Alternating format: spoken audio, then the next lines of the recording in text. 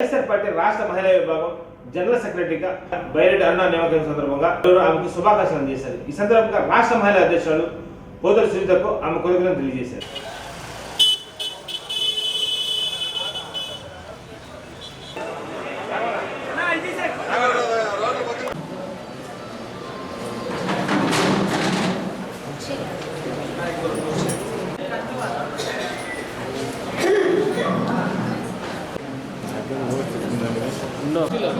అలా కుర్చీలు అనుకో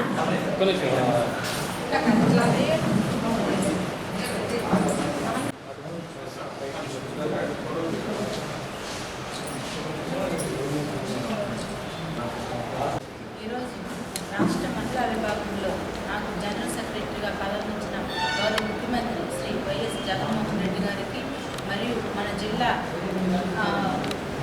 మంత్రివర్యులు బాల్య శ్రీనివాసరెడ్డి గారికి, అలాగే మా మహిళా అధ్యక్షురాలు శ్రీమతి ఎంఎస్సీ పోతుల సునీత గారికి, అలాగే ఇక్కడ ఉన్నటువంటి మా మహిళలందరికీ జిల్లాధ్యక్షులు మా మేయర్ గారికి ముందుగా నా కృతజ్ఞతలు తెలియజేసుకుంటున్నాను.